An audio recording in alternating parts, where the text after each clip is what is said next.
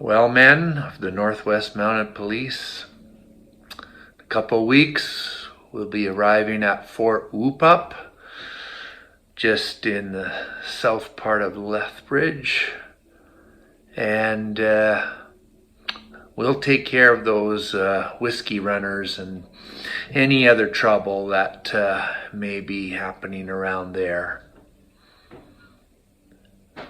Well, they did travel, and they did arrive at Fort Whoop-Up, and the whiskey runners were gone because they had been told that the Mounties are coming, and so they all took off. So they sent word back to Ottawa and described the situation, and then they received their orders to go to Fort McLeod and secure the area.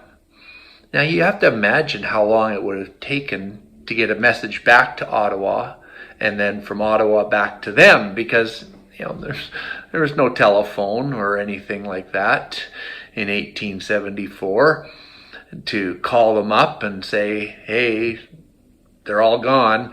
So they had to hang around Fort Whoop-Up for a while, and then when they got their orders, they went to the Lethbridge area and they established a fort there on an island in the Old Man River.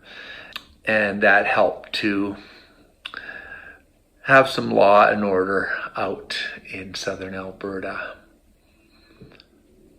Hi, and welcome back to the channel again. We're up to day 31, second last day of our trip. I don't know if I told you in the last video how far we traveled on day 30, but it was 600 kilometers from Kenora to Carlyle, Saskatchewan. And so today we are traveling 595 kilometers from Carlyle, Saskatchewan to Shaunavon, Saskatchewan. And of course, we are continuing on the Red Coat Trail. And we were looking for a road marker that had the sign for the Red Coat Trail, and we finally did find one here. And the roads were good, the weather was moderate, and as we traveled along, we did come across that lone tree in the middle of a field. Don't know what that's about, but there it is. And in southern Saskatchewan, they get a fair bit of wind along there, so it's a good place to have a wind farm. And so here's some footage and pictures of traveling through the wind turbines.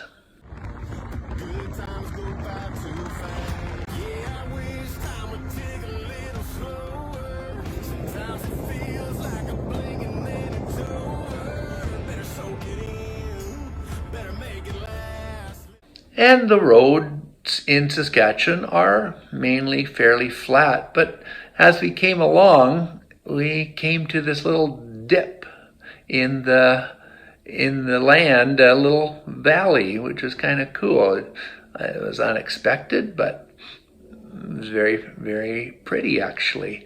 And so here's some video of us coming up to that valley.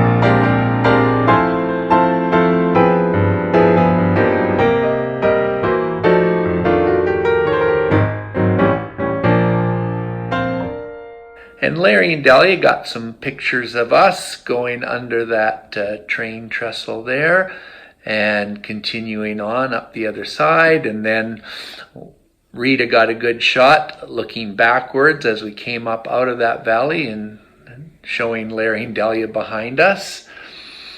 We saw a number of animals today, and thankfully none of them had been hit by vehicles. They were all very much alive, and it was good to see. The birds, for some reason on this part of the journey, seemed to really like to take dives at us, and a couple of times we had to duck because it looked like they were going to hit us right in the head. And also beside the road, or train tracks, and whenever they came to a little ditch, they had to build these little bridges. I wonder how old some of these bridges were. Our coffee stop was in Weyburn, Saskatchewan, and our lunch stop was in La Flèche, Saskatchewan, and there's a neat little place called the Wood River Bar and Grill, and it was very good food.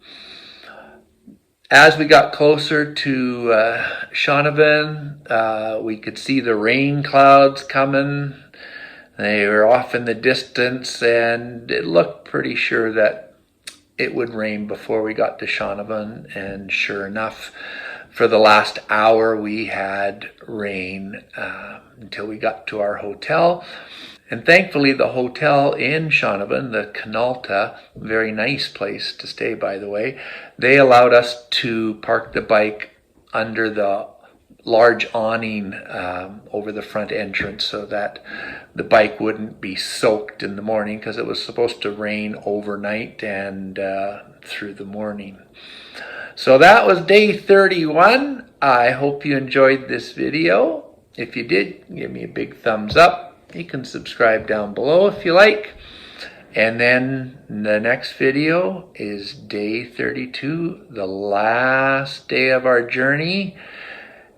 And of course it couldn't happen without a lot of drama. You'll find out about that the next video.